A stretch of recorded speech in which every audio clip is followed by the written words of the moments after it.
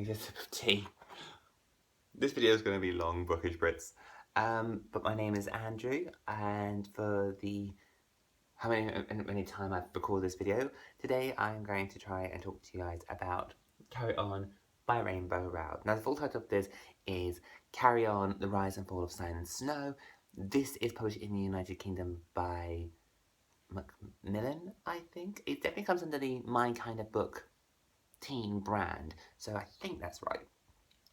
This is a really messed up way of doing this. It's like book Inception.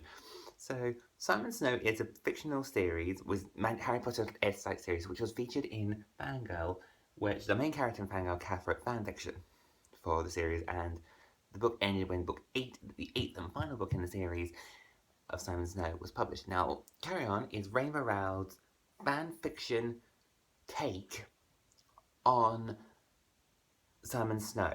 So, she's doing a fan fiction of a fictional series which she made up for one of her other novels.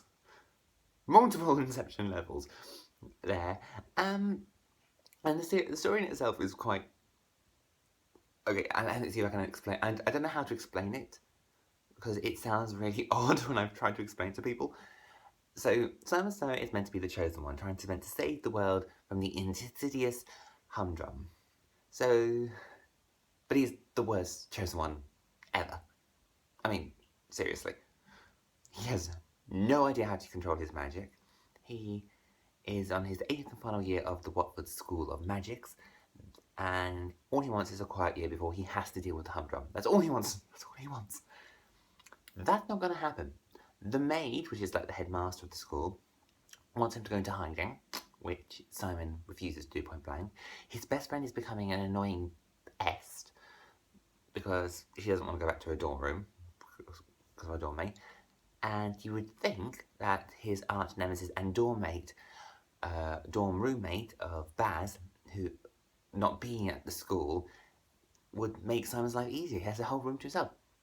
Except he is worried about the slimy git. What are you going to do? So, I don't know how to describe this. It was a lot of fun. It was a lot of fun. It's definitely the best one. I don't know how to describe it, because some people will read this and will definitely see this as a very thinly veiled fan fiction between Harry Potter and Draco from the Harry Potter series, hence why that's there. Other people are going to read it and it's just going to be fun.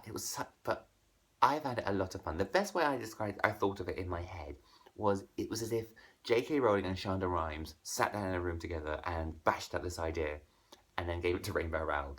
That was it. So imagine this weird hybrid of Harry Potter, Grey's Anatomy / Scandal, written by neither of the creators of those two series.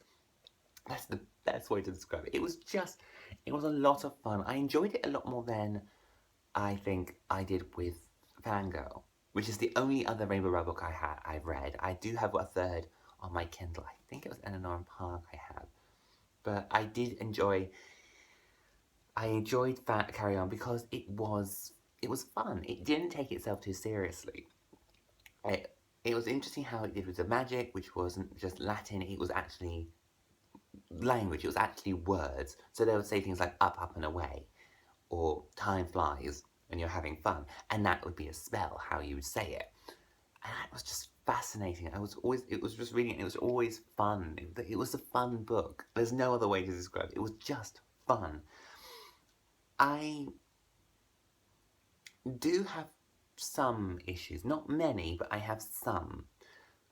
Because the characters were told from multiple POVs, I think you could tell slightly where the plot was going to go, and that kind of who would be the, it kind of developed in a way. There was one point I kind of did sit and think, oh, that revealed itself very, very quickly, because we kind of know where this is going. But when you actually sit and read the book, it kind of happens all of a sudden, and then the characters go, oh, hang on a second, and then, but it's because we probably don't have those previous 7 other Simon Snow books. So if we had the whole entire series and then we read this, then we'll go, ah, that's why. But I do like the fact that it was taking the mickey out of Harry Potter. I like the fact it was about fantasy and very light candy floss type fantasy. And I like the fact it was LGBT. We had an LGBT relationship, something which I don't see very often in YA is fantasy, magical fantasy, and have an LGBT thing, thread. It's either full-blown fantasy and the relationships are there but in the background, or it's very, very LGBT driven and fantasy is just very dropped in. So it was quite nice and refreshing to have a nice balance of the two where the love story was there, but it wasn't essential. And at the same time, the plot is there, but again, it didn't take away. The two sort of complemented each other and made sense. I did like it. I did. It made me really want to reread Harry Potter. I am reading Harry Potter, but I wanted to go straight from that.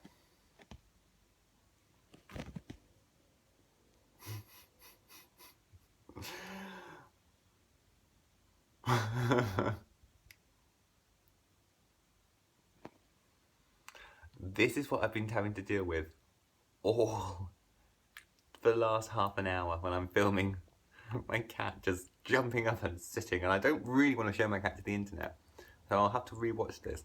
But oh, there's a car. I don't know what to do. I can't edit.